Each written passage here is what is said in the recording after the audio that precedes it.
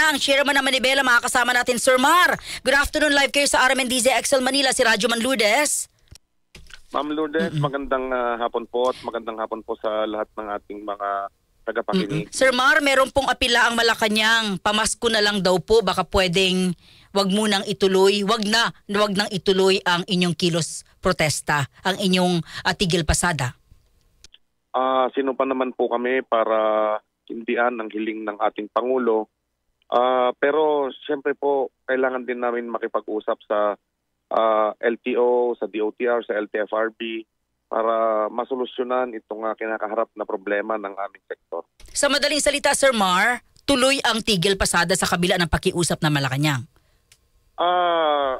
Kanina po nasa harapan kami ng LTO at dapat ngayong hapon po ay may pagpupulong kami.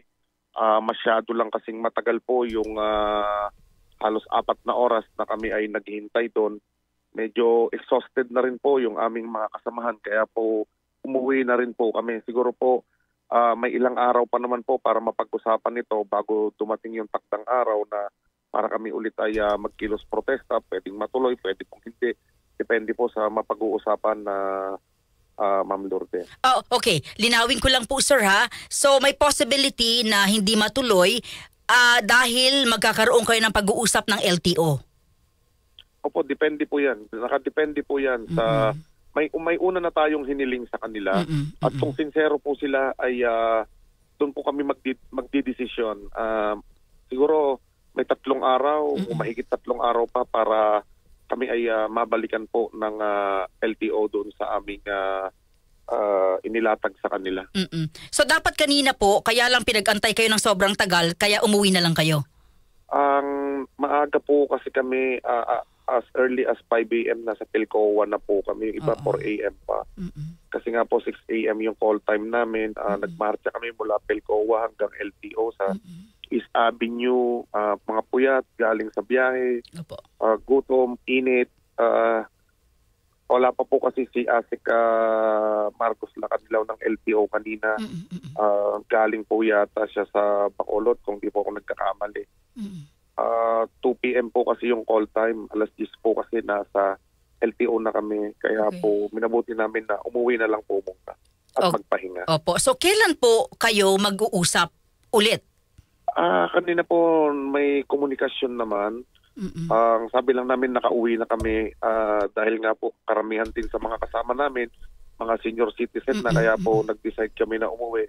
Mahirap po na magkaroon pa ng problema yung aming mga kasamahan.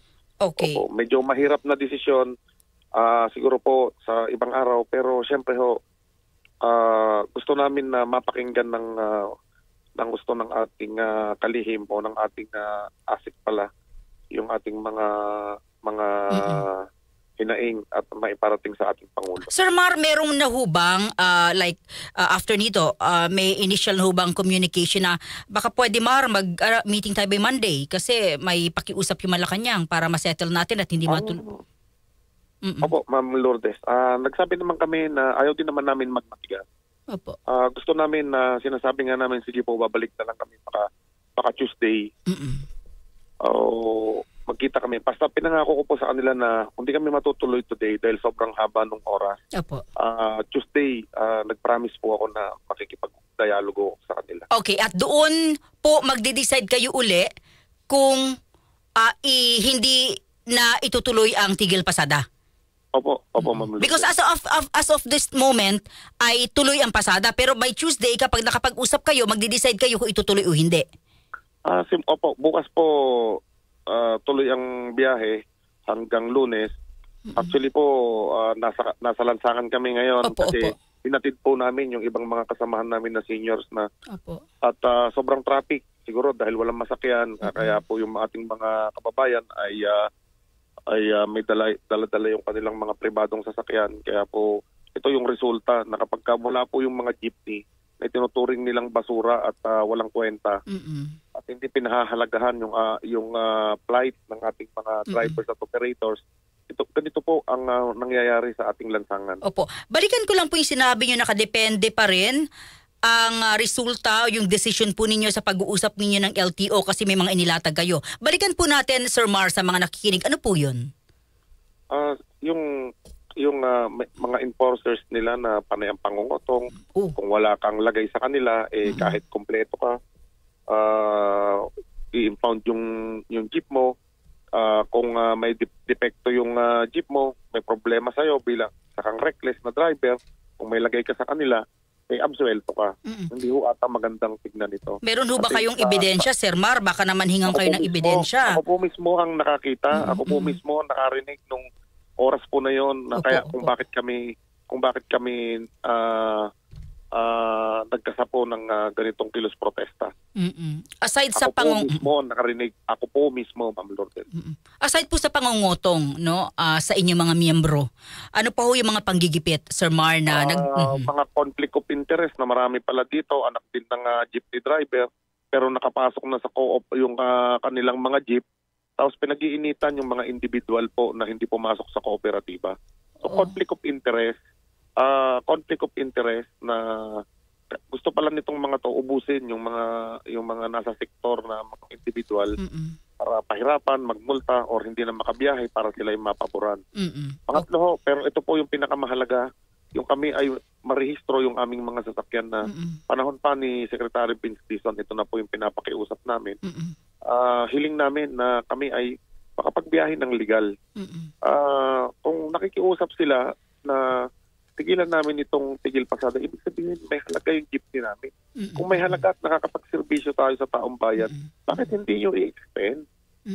Okay. Ba? So, may sense naman po yun na katulad ngayon, wala masakyan ng taong bayan. Lahat ng pribadong sasakyan nasa kalsada, hindi makausad ang daloy ng trapiko dahil punong-puno ng sasakyan ng ating mga kakalsadaan. Sir Mar, ano po ang inyong mensahe sa ating mga kababayan, particular yung possible na kung matutuloy man, maapektuhan po ng inyong tigil pasada? Lagi po nating pinapanawagan, nakikiusap sa ating mga kababayan na tayo po ay humihingi ng kanilang pangunawa. Pero siyempre, gusto ko na rin samantalahin yung oportunidad na pasalamatan ng ating Pangulo na kinol niya yung attention ng DOTR sa ating mga hinaing at tugunan ito at masolusyonan yung ating problema. Siyempre, sino ba naman kami para hindi magpasalamat at tumugon sa Pangulo? Yun nga lamang, kung i-dribble lang ulit kami, ibang usapan po yun. Sir Mar, maraming salamat. Mabuhay po kayo. Mabuhay po ang mga tsuper. Thank you, sir. Maraming salamat po. Mabuhay din po kayo. DZX